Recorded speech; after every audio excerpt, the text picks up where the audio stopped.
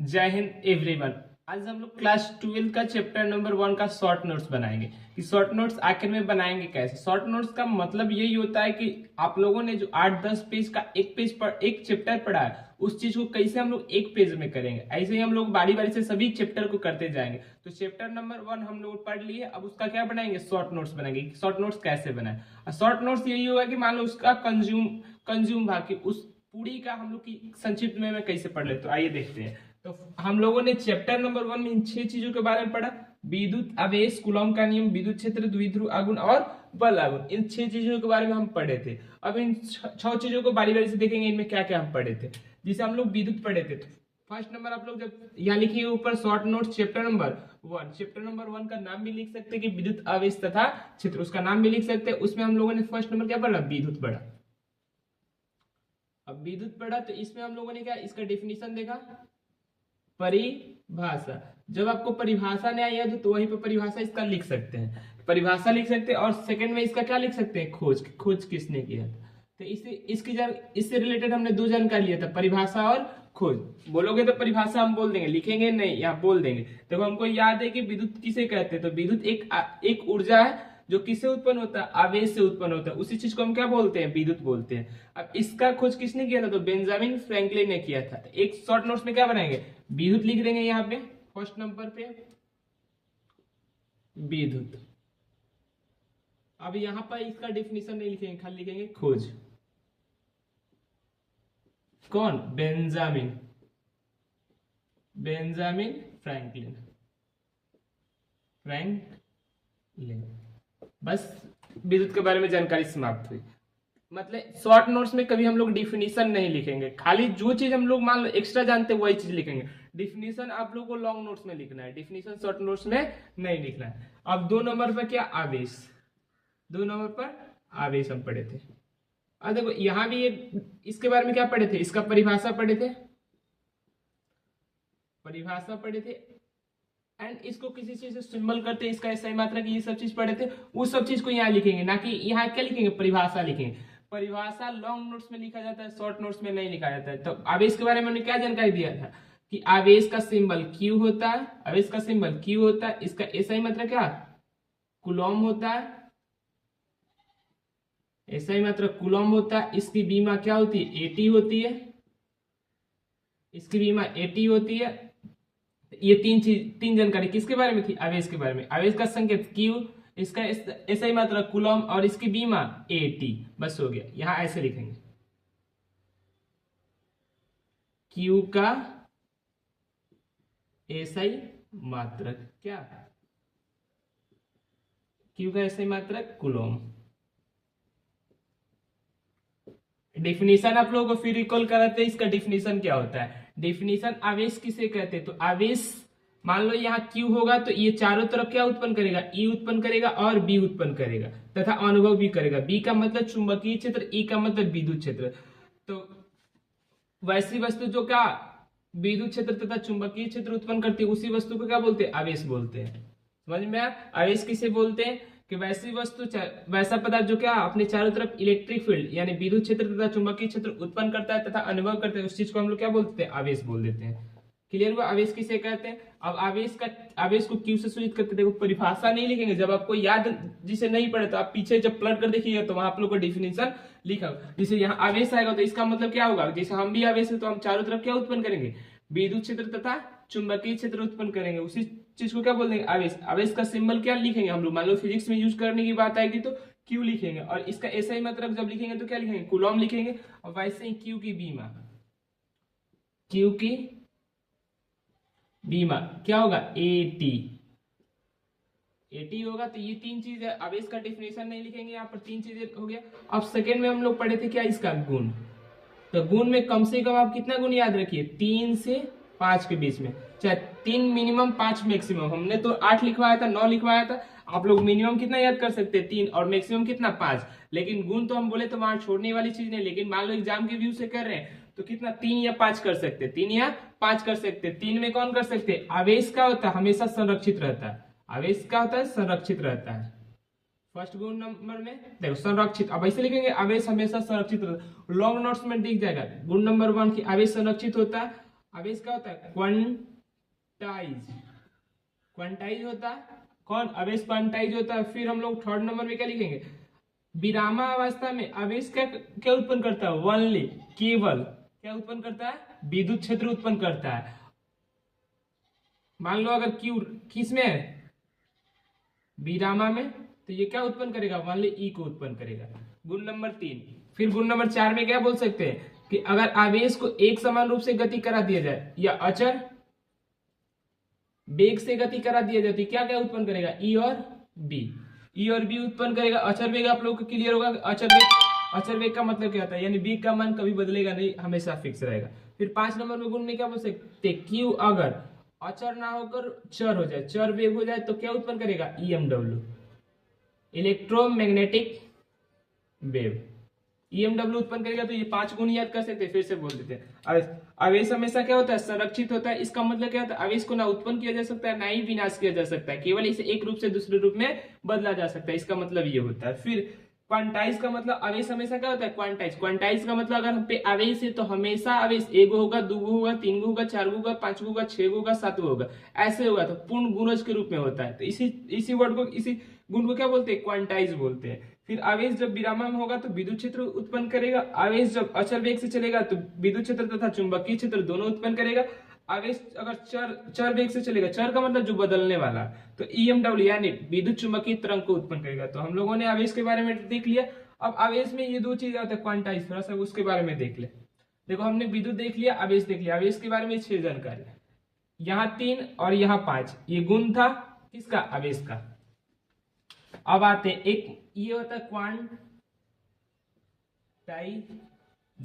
इसका मतलब ये आवेश के बारे में जानकारी देता है। ये आवेश के बारे में, किसी वस्तु पर आवेश के बारे में जानकारी देता है। ये बोलता है कि जो आवेश होगा किसी वस्तु पर किस फॉर्म में होगा? एनी फॉर्म में। एन का मान किससे बिलोंग करेगा? हम लोग ये जेड बोलते हैं पूर्णांक संख्या को, जेड बोलते हैं पूर्णांक। जो एन का मान होगा कहां से बिलोंग करेगा? जेड से बिलोंग करेगा। और कौन? आवेश। जो मान लो हम पे अगर आवेश तुम दे रहे हो तो हमेशा क्या? एक ई होगा, एक क्या है? पूर्णांक संख्या। दो ई होगा, दो भी क्या है? पूर्णांक संख्या। माइनस ई भी हो सकता है, -2 ई भी हो सकता है। तो ये सब चीज क्या है? आवेश के बारे में। कौन? ये क्वांटाइज का मतलब किसी वस्तु पर कितना आवेश होगा, कितना आवेश होगा उसकी जानकारी हम लोग आवेश के क्वांटमीकरण में देखते हैं। क्लियर हुआ? क्वांटाइज का मतलब देखो ये सब चीज लॉन्ग नोट्स में हम लिखवा दिए। अगर फिर भी आप लोगों को कुछ कंफ्यूजन तो लॉन्ग में देखिए, ये तो शॉर्ट चीज है तो यहाँ शॉर्ट में ही बताएंगे। क्वांटाइज का मतलब संरक्षित का मतलब भी बता दिए, विरामा का मतलब बता दिए, चर का मतलब। अब आते हैं हम लोग कूलॉम के नियम पे। एक इसमें और चीज आता है, चलो बिठाकर बताते हैं।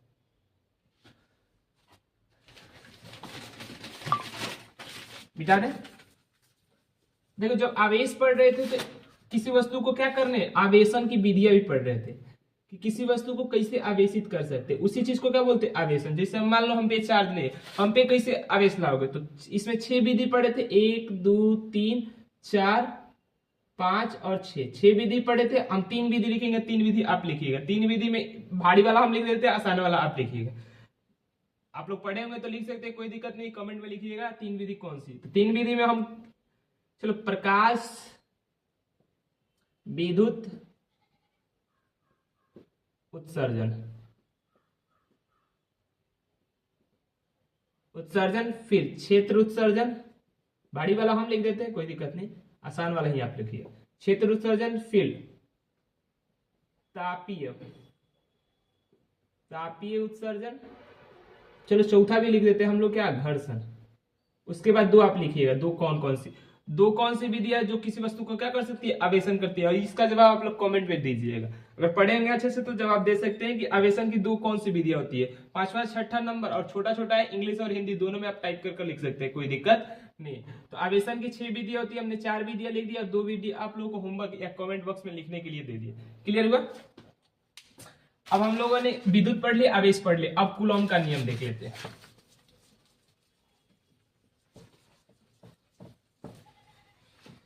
कूलॉम का नियम, तो कूलॉम का नियम यहाँ अब कितने नंबर? 3 नंबर। कूलॉम का नियम, कूलॉम का नियम क्या बोलता है? मान लो यहाँ एक बिंदु है, इस पे एक आवेश Q1 है, यहाँ एक बिंदु, इस पे आवेश कितना है? Q2। इन दोनों के बीच की दूरी कितनी है? R है। तो इन दोनों आवेशों के बीच लगने वाले बल के बारे में जो बताते हैं वो विज्ञानी का नाम क्या है? कूलॉम है। तो क्या बताए? इन दोनों आवेश के बीच अगर मान लो, अब देखो आप लोग तो जानते हैं, अगर पढ़े होंगे तो प्लस प्लस के बीच प्रतिकर्षण और माइनस प्लस के बीच आकर्षण होता है। और यही वही बात है, Q1 और Q2 वही सेम चीज है, प्लस माइनस या माइनस प्लस हो सकता है, ये दोनों में से कोई चीज हो सकता है। तो दोनों में कोई ना कोई बल लगेगा, तो उस बल के बारे में जानकारी कौन दे रहे हैं? कूलॉम दे रहे हैं। ये बोल रहे हैं जो बल होगा वो Q1 और Q2 के इस सिंबल को यहाँ समानुपाती पढ़ेंगे, सीधा सीधा होता तो समानुपाती पढ़ देते हैं। और अगर मान लो ये अगर बट्टा में हो गया तो इस सिंबल को क्या पढ़ेंगे? व्युत्क्रमानुपाती पढ़ेंगे।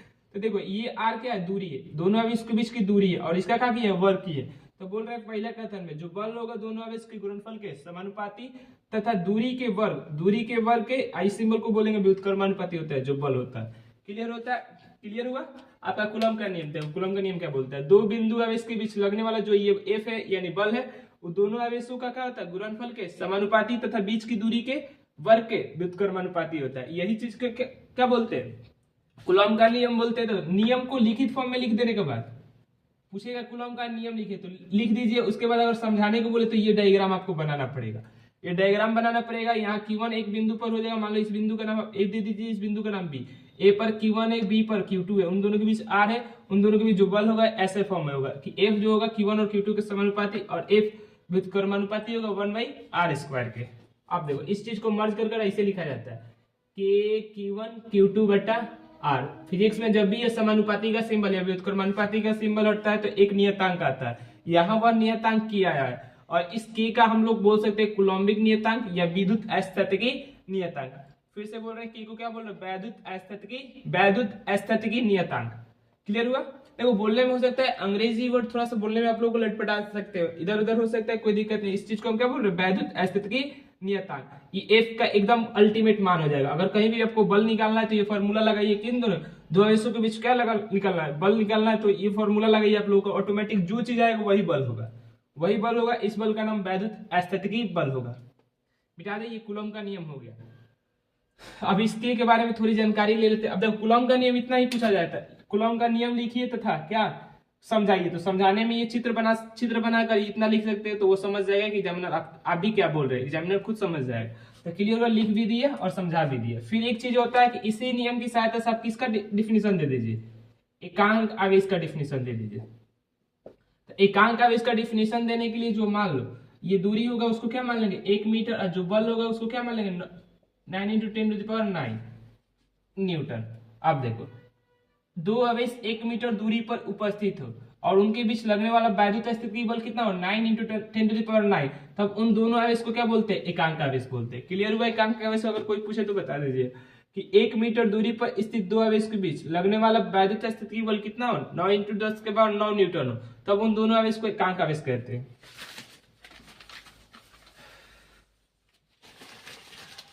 कूलम का नियम हो गया। कूलम का नियम में हमने 3 जानकारी दिया। एक कूलम का नियम बताया लिखित फॉर्म में। लिखित फॉर्म में कैसे बोल सकते हैं? दो बिंदु आवेश के बीच लगने वाला बल दोनों आवेश के गुणनफल के समानुपाती तथा बीच की दूरी के वर्ग के व्युत्क्रमानुपाती होता है। फिर हमने समझा दिया। फिर इसकी सहायता से किसको डिफिनेशन दिया? एकांक आवेश की।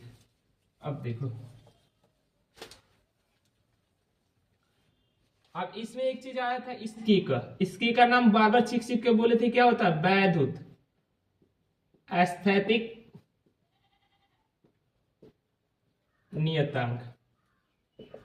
तो देखो K का दो चीज मान होता है। एक होता है इसका अंकों में मान, तो अंकों में मान को आंकिक मान बोलते हैं, 9 × 10⁹ और मात्रक पूछा जाए तो मात्रक कैसे लिखा जाता है? F का यहाँ फॉर्मूला लिखा थे Q1 Q2 बटा R²। यहाँ K का मान मात्रक निकालना था, K को एक साइड रखकर F के साइड भेज देते तो ऐसा फॉर्म आ जाएगा Q²।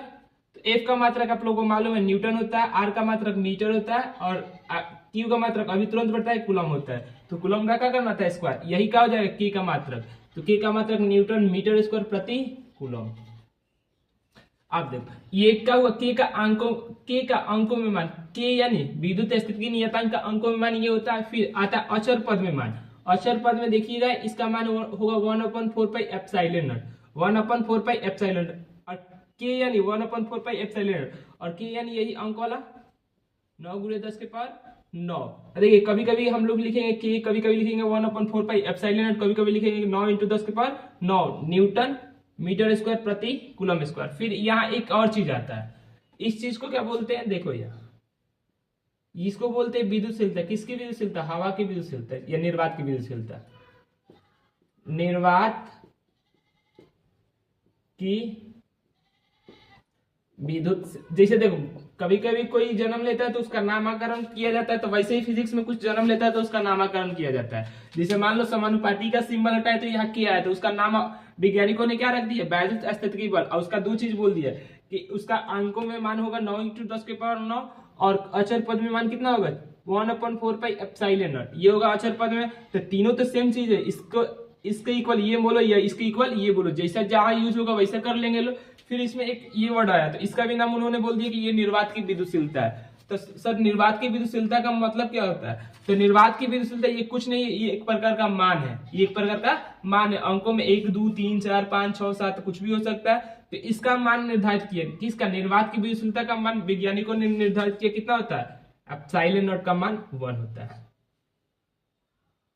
सॉरी, एप्सिलॉन नॉट का मान 1 नहीं होता है, गलती बोल दी। इसका मान निर्धारित किया कितना होता है 8.85 × 10⁻12। अब इसका मात्रक निकालने के लिए वही वाला सेम चीज इधर उधर करेंगे, तो अच्छा इसको पलट देंगे, इसको सॉरी यहाँ कूलम स्क्वायर होगा, कूलम स्क्वायर होगा, तो कूलम स्क्वायर प्रति न्यूटन मीटर स्क्वायर। अब पूछा जाएगा, देखो ये एक प्रकार का मान है, इसका नाम क्या है, निर्वात की विद्युतशीलता। इसका मान कितना है 8.85 × 10⁻12 कूलम स्क्वायर प्रति न्यूटन मीटर स्क्वायर। क्लियर हुआ कि आखिर में ये एप्सिलॉन नॉट किसका नाम है, आखिर में ये है क्या, तो क्या बोलेंगे, निर्वात की विद्युतशीलता एप्सिलॉन नॉट है, इसका मान होता है 8.85 × 10⁻12 कूलम प्रति न्यूटन मीटर स्क्वायर। क्लियर हो, मिटा देते।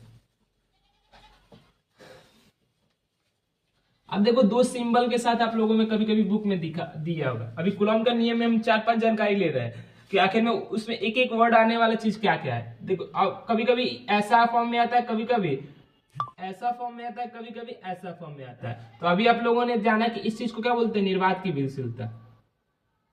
निर्वात की, जब मान लो नीचे ओ लगा होगा तो उसको क्या बोलो, निर्वात की विद्युतशीलता या हवा की बोल सकते हैं, विद्युतशीलता। लेकिन अगर देखो इस वर्ड को यहाँ ई की आकृति को बोल रहे, तो इसको एप्सिलॉन बोलते हैं। क्या बोलते हैं, एप्सिलॉन बोलते हैं। इस पूरे को बोलते हैं एप्सिलॉन नॉट। और किस चीज का सिंबल है, तो निर्वात की विद्युतशीलता का सिंबल एप्सिलॉन नॉट होता है। फिर एप्सिलॉन के नीचे क्या एम आ जाता है, ये एम आ जाता है, तो ये बोलते हैं माध्यम, माध्यम की विद्युतशीलता, विद्युत।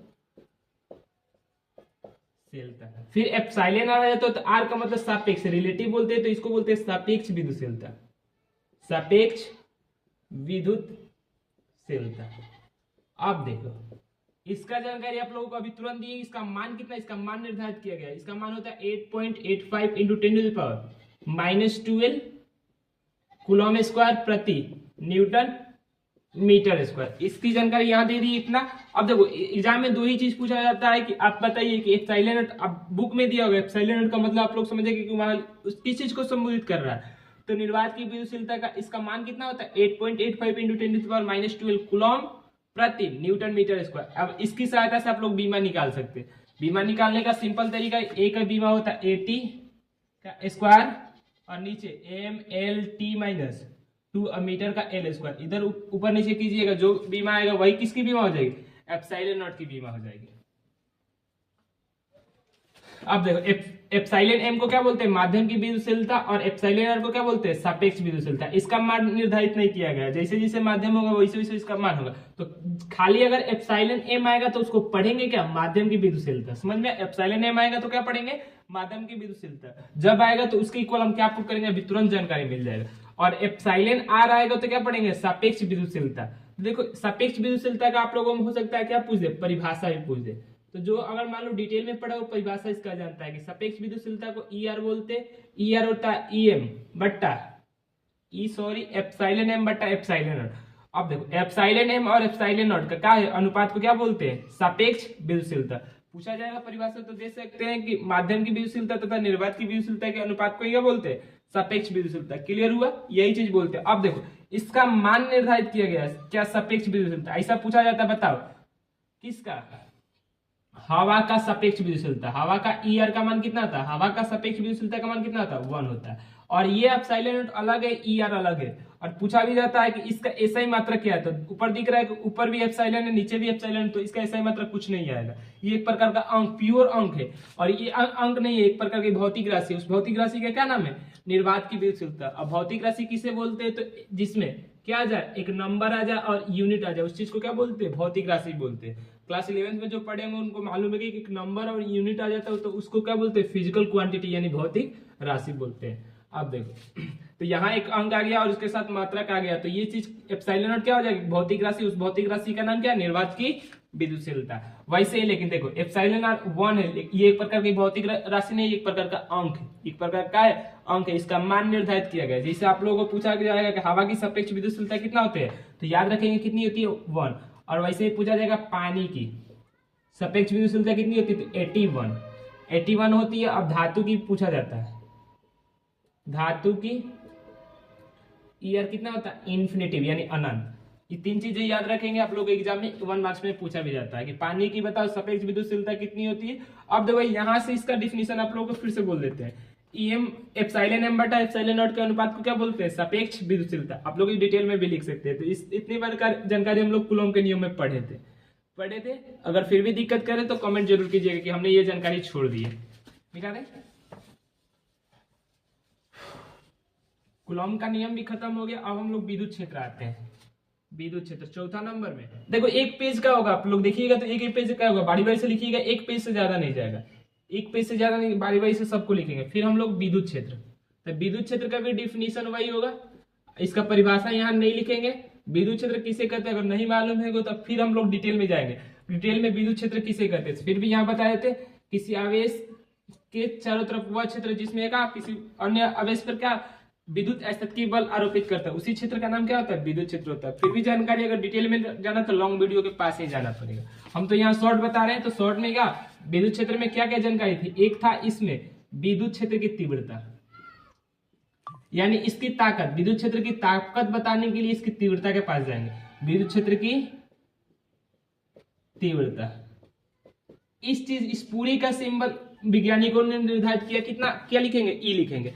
विद्युत क्षेत्र की तीव्रता का सिंबल ई बराबर क्या होता है? देखो ई भी एक सदिश राशि, ए भी एक सदिश राशि। सदिश राशि को रिप्रेजेंट करने का तरीका क्या होता है? ऊपर एक एरो दे दीजिए। जब भी सदिश आएगा ऐसा कर सकते हैं, कोई दिक्कत नहीं है। लेकिन 11th एंड 12th स्टैंडर्ड पर क्या खाली परिणाम पर ही हम लोग काम चल जाता है, इसलिए हम लोग इस चीज का सिंबल कभी देते नहीं। लेकिन अगर सटीक वे में देखा जाए तो हर सदिश के ऊपर एक क्या आएगा? एरो का सिंबल आएगा। दे रहे हैं तो बहुत प्योर आप लोग सही कर रहे हैं, अगर नहीं दे रहे तो आप लोग खाली एग्जाम के व्यू से पढ़ रहे लेकिन यूज नहीं कर रहे। देखो एक सदिश है तो ऊपर क्या है? एक वेक्टर का सिंबल दे सकते, एफ है तो उसके ऊपर क्या है? वेक्टर का सिंबल दे। लेकिन आवेश क्या है? एक अदिश। ऐसे भी याद कर सकते हैं सदिश और अदिश। यहाँ देखो आने वाला ई सदिश है, एफ सदिश है, लेकिन क्यू सदिश नहीं है, क्यू सदिश नहीं है। तो इसी चीज को क्या बोलते हैं? देखो यहाँ से इसका डिफिनेशन, किसका? विद्युत क्षेत्र की तीव्रता का डिफिनेशन। इस चीज को परीक्षण आवेश बोलते हैं। परीक्षण आवेश पर लगने वाले बल को ही क्या बोलते हैं? विद्युत क्षेत्र की तीव्रता। फिर से सुनिए, और इसका फॉर्मूला, विद्युत क्षेत्र की तीव्रता जब निकालना है तो बल चाहिए और क्यू नॉट का मान चाहिए। क्यू नॉट का मान देखो इलेक्ट्रॉन भी हो सकता है, प्रोटॉन भी हो सकता है, कुछ भी हो सकता है, ऐसा कोई बात नहीं उसका मान निर्धारित किया गया है। उसका मान कुछ भी हो सकता है कि मान लो एक इलेक्ट्रॉन पर लगने वाला बल, एक इलेक्ट्रॉन पर लगने, मान लो ये विद्युत क्षेत्र है, एक इलेक्ट्रॉन है, यहाँ आवेश कितना है? मान लेते हैं कोई आवेश, मान लो एक प्रोटॉन है, इन दोनों के बीच आवेश लग रहा है तो इसी को एकांक आवेश बोल सकते हैं, परीक्षण आवेश बोल सकते हैं। परीक्षण के लिए आप उसका मान बाद में क्या कर देंगे? हटा देंगे। लेकिन यहाँ न्यूमेरिकल व्यू से हुआ ये हम लोग, लेकिन न्यूमेरिकल तो आता नहीं है। यहाँ हम लोग का डिफिनेशन विद्युत क्षेत्र की तीव्रता का डिफिनेशन कैसे बोल सकते हैं? परीक्षण आवेश पर लगने वाले बल को, एक का मतलब बल को ही क्या बोलते हैं? विद्युत क्षेत्र की तीव्रता। मिटा दे। अब डायरेक्ट यहाँ परिभाषा इसका हो गया, इसका symbol E vector A vector बटा क्यू नॉट, इसका सूत्र होता है। फिर यहाँ इसका एसआई मात्रक, ई का एसआई मात्रक। जब चैप्टर नंबर 2 भी पढ़ लीजिएगा तो वहां इसका एसआई मात्रक एक और मिलेगा, दोनों लिख देते हैं, न्यूटन प्रति कूलम और वोल्ट प्रति मीटर, इसका एसआई मात्रक होता है। और आप लोगों के लिए क्या होमवर्क रहेगा? ई का बीमा, ई का बीमा निकालकर आप लोग इस नंबर पे मैसेज करिएगा 9693 13 65 एंड 39। इस नंबर पर मैसेज कीजिएगा कि ई का बीमा निकाले और इस नंबर पर मैसेज कीजिए कि ई की बीमा का होती है। बीमा नहीं निकालने आता है तो आप लोगों का एक स्पेशल वीडियो आप लोगों को बीमा के लिए मिल जाए, लेकिन कमेंट कीजिएगा तभी बनाएंगे ई की बीमा। फिर इसमें और जानकारी ई हो गया, और अब बोल दिए ई यहाँ वेक्टर सिंबल से सूचित कर दिए, तो ई एक प्रकार की क्या है, सदिश राशि है। ये 3 जानकारी हो गई, और कुछ जानकारी शायद नहीं बची है। कुछ जानकारी यही 3 चीज एग्जाम में पूछा, परिभाषा, सूत्र। अब मान लो इसका अगर डिफिनेशन ऐसे भी बना सकते हो, विद्युत क्षेत्र यहाँ क्या है, आवेश, यहाँ पर एक परीक्षण आवेश है, तो परीक्षण आवेश पर जो ये बल लग रहा है उसी चीज को क्या बोलते हैं, विद्युत क्षेत्र की तीव्रता बोलते हैं। मिटा दे, विद्युत क्षेत्र हो गया, विद्युत क्षेत्र की तीव्रता हो गया। अब विद्युत बल रेखाएं होती है, विद्युत बल रेखाएं, तो विद्युत बल रेखाएं नहीं बता रहे इस शॉर्ट नोट्स में, विद्युत बल रेखाएं नहीं बता रहे क्योंकि ये सब चीज थ्योरेटिकल है। विद्युत बल रेखाएं किसे कहते हैं, और विद्युत बल रेखाएं के गुण आप लोग पढ़िएगा। विद्युत बल रेखाएं के बहुत सारा गुण हमने लिखवाया है, वहां अगर दिक्कत करे तो बताइएगा। विद्युत बल रेखाएं क्योंकि थ्योरेटिकल चीज है, और इसमें विस्तृत देना कोई जरूरी नहीं है कि मान लो बार बार लिखे तो इस शॉर्ट नोट्स का लॉन्ग नोट्स में बदल जाएगा। तो हम विद्युत बल रेखा को यहाँ हटा रहे हैं। और विद्युत द्विध्रुव, अब आते हैं विद्युत द्विध्रुव पर। पांचवा हम लोग कौन है, विद्युत द्विध्रुव। तो विद्युत द्विध्रुव में हमने 5 जानकारी पढ़ा था। एक तो पढ़ा था विद्युत द्विध्रुव किसे कहते हैं, तो फिर से देखिए यही इसका क्या पहला तो नंबर इसका परिभाषा कि विद्युत द्विध्रुव में परिभाषा क्या होता है। तो परिभाषा में हमने बोला था समान, मान लो यहाँ प्लस आवेश और यहाँ माइनस आवेश यानी ऋण आवेश को कुछ दूरी पर रख देते हैं। मान लेते हैं इसका सेंटर पॉइंट कितना है, ओ है, और यहाँ इन दोनों के बीच की दूरी कितनी है, 2l है। अब देखो Q और Q का परिणाम कितना है, 1 1 है, लेकिन इन दोनों की प्रकृति कैसी है, विपरीत है। तो ऐसा भी बोल सकते हैं समान परिणाम के इस चीज को धनावेश बोलते हैं, इस चीज को ऋण आवेश बोलते हैं। धनावेश तथा ऋण आवेश को कुछ दूरी पर रख देने से जो चीज बनता है उसी चीज का नाम क्या, विद्युत द्विध्रुव होता है। फिर से सुनिए, अब देखो परिभाषा हम नहीं लिखे, बता तो दे रहे हैं लेकिन लिखेंगे नहीं, क्योंकि शॉर्ट आप लोगों को भी यही सजेशन रहेगा, परिभाषा शॉर्ट नोट्स में लिखिए ही मत। लॉन्ग नोट्स में परिभाषा लिखिएगा, लेकिन परिभाषा का छोड़कर जितनी जानकारी होती है वो चीज कहाँ चला जाएगा, शॉर्ट नोट्स में चला जाएगा, लेकिन परिभाषा आपको लॉन्ग नोट्स में होगा। क्लियर हुआ। तो देखो अगर मान लो विद्युत द्विध्रुव बनाना होता है तो क्या, एक बिंदु पर धनावेश रख देंगे, दूसरी बिंदु पर ऋण आवेश रख देंगे, और इन दोनों के बीच की दूरी कितना मान लेंगे, 2l। यही चीज जो बनेगा उसी चीज का नाम क्या होता है, विद्युत द्विध्रुव। आप देखो इस चीज में एक चीज और पढ़े थे, द्विध्रुव आघूर्ण। द्विध्रुव आघूर्ण पढ़े थे। द्विध्रुव आघूर्ण में क्या, मान लो ये इन दोनों के बीच की दूरी और एक आवेश का परिणाम, इन दोनों के बीच की दूरी और एक आवेश के परिणाम को क्या बोलते हैं, द्विध्रुव आघूर्ण। तो बार बार क्या हम द्विध्रुव आघूर्ण लिखेंगे, नहीं, इसका सिंबल वैज्ञानिक ने बना दिया P, और P एक प्रकार का सदिश राशि है, तो P के ऊपर हमने तीर का सिंबल लगा दिया। तो P वेक्टर इक्वल टू क्या बोल दिए इन्होंने, दोनों आवेश के बीच की दूरी और आवेश के गुणनफल को क्या बोलते हैं, द्विध्रुव आघूर्ण बोलते हैं। यहाँ से इसका डेफिनेशन भी क्लियर हुआ, इसका सूत्र से ही इसका डेफिनेशन बना दिए कि विद्युत द्विध्रुव के बीच की दूरी, विद्युत द्विध्रुव के बीच की दूरी तथा एक आवेश के परिणाम के गुणनफल को क्या बोलते हैं, द्विध्रुव आघूर्ण बोलते हैं। द्विध्रुव आघूर्ण का सिंबल कितना होता है, P होता है, P के ऊपर एक प्रकार का यह सदिश है, तो ऊपर हमने वेक्टर का सिंबल लगा दिया। अब इसका पूछा जाता है एसआई मात्रक, P का एसआई मात्रक, एसआई मात्रक। अब देखते हैं लंबाई का कूलम होता है और आवेश का लंबाई का मीटर होता है और आवेश का कूलम होता है, तो कूलम मीटर क्या हुआ, इसका एसआई मात्रक होगा। और बीमा भी वही हो जाएगा, ATL, ये इसकी क्या है, बीमा है। समझ में ये 3 चीजें बार कर देखो, विद्युत द्विध्रुव में हम विद्युत द्विध्रुव पढ़ लिए, फिर इसमें द्विध्रुव एक आघूर्ण पढ़ लिए। द्विध्रुव आघूर्ण का मतलब इन दोनों के बीच की दूरी और एक आवेश के परिणाम के गुणनफल को क्या बोलते हैं, द्विध्रुव आघूर्ण पर बोलते हैं। अब इसमें क्या, इसका एसआई मात्रक कूलम, सेंटीमीटर नहीं, कूलम मीटर है, कूलम मीटर, और इसकी बीमा ATL होती है। मिटा दे।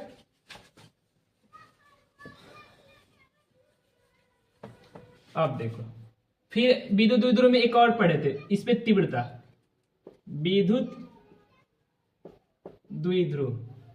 अब इसके 3 बिंदु पर तीव्रता पढ़े थे। फर्स्ट बिंदु अक्षीय बिंदु पर, अक्षीय स्थिति या बिंदु पे तीव्रता पढ़े थे, उसका मान कितना आया था, अक्षीय स्थिति को हम लोग E, अब तीव्रता को भी तो E बोलते हैं और अक्षीय को एक्सिस बोलते हैं, तो E से अक्षीय बिंदु पर तीव्रता कितना आया था, 2kp बट्टा नीचे RQ होता है। इसमें नीचे RQ होता है, याद रखिएगा, नीचे कितना होता है, RQ होता है। अक्षीय बिंदु पर तीव्रता 2kp बट्टा RQ। फिर एक आया था निरक्षीय स्थिति पे, निरक्षीय स्थिति पर चाहे निरक्षीय बिंदु भी बोल सकते हैं, उसको E परपेंडिकुलर बोला जाता है। उसपे कितना आता है, 2 नहीं आया था, उसमें kp बट्टा RQ आया था। केपी बटा आर क्यू होता है, मान याद रख सकते हैं 2kp/r क्यू। क्या अक्षीय बिंदु पर तीव्रता होता है, निरक्षीय स्थिति पर तीव्रता कितना, kp/r क्यू। फिर एक जनरल व्यापक बिंदु पर, किसके बोल रहे हैं, विद्युत द्विध्रुव के अक्षीय बिंदु, विद्युत द्विध्रुव के निरक्षीय बिंदु, विद्युत द्विध्रुव के व्यापक बिंदु, यानी किसी भी बिंदु व्यापक बिंदु पर इजी भी लिख सकते हैं, ई और जी। इस पे आया था kp/r क्यू और √3 cos² θ+1। ये आया था किसी भी बिंदु पर क्या, तीव्रता, किसी भी बिंदु पर तीव्रता। इन तीनों का सूत्र याद रखिएगा, जनरली पूछा, सूत्र भी पूछ देता है, लेकिन ये तो 5 नंबर का चीज है। तो व्यंजक अगर आप लोग को याद, व्यंजक निकालने नहीं आता तो देखिएगा वीडियो, आप लोग को समझ में आएगा व्यंजक कैसे निकाला जाता है। और वो वीडियो देखिएगा, आप लोग को समझ में आ जाएगा कि इन तीनों का व्यंजक, यानी अक्षीय बिंदु पर तीव्रता कैसे ज्ञात करें, निरक्षीय स्थिति पर तीव्रता कैसे ज्ञात करें, फिर व्यापक बिंदु पर तीव्रता कैसे ज्ञात करें, फिर मिटा देते हैं। अब ये हम लोग का विद्युत द्विध्रुव भी खत्म हुआ।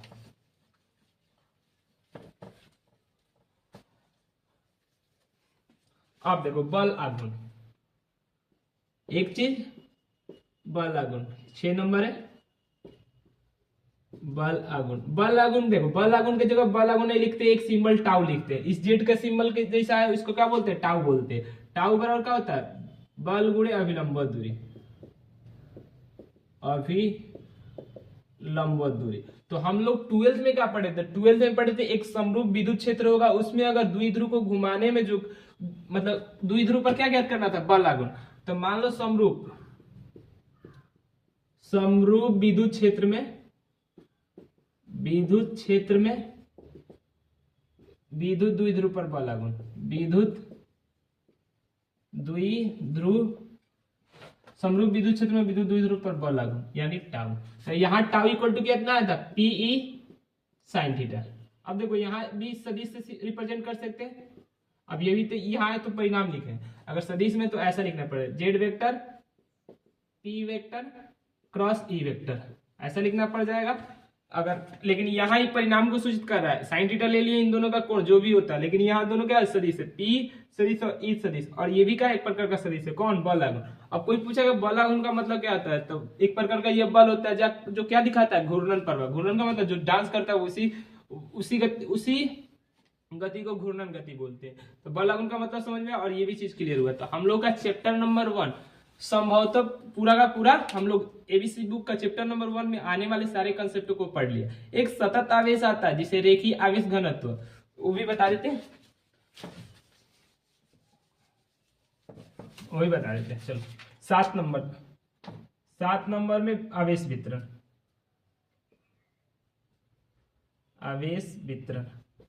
आवेश वितरण में हम लोगों ने पढ़ा था रेखीय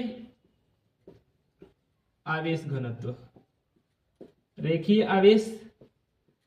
अब मान लो रेखीय आवेश घनत्व को रेखीय आवेश घनत्व ना लिखेंगे, क्या लिखेंगे, लेमडा लिखेंगे। लेमडा इक्वल टू होगा Q/L, यानी इकाई लंबाई पर मौजूद आवेश को क्या बोलते हैं, रेखीय आवेश घनत्व बोलते हैं। फिर 2 नंबर आया था पृष्ठीय आवेश घनत्व, पृष्ठीय आवेश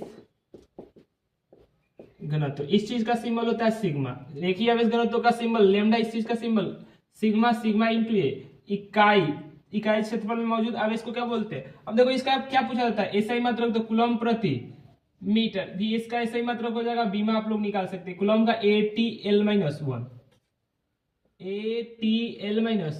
इसकी क्या हो जाएगी, बीमा हो जाएगी। ऐसे निकाल सकते हैं कि इसका फॉर्मूला लेमडा बराबर Q/L, इसी को क्या बोलते हैं, रेखीय आवेश। मान लो अगर रेखीय आवेश घनत्व निकालना तो आवेश चाहिए और इकाई लंबाई चाहिए, उसमें अगर भाग दे देंगे तो जो आएगा वो क्या बोल देंगे, रेखीय आवेश घनत्व। पृष्ठीय आवेश घनत्व Q/A, और वैसे ही आयतनिक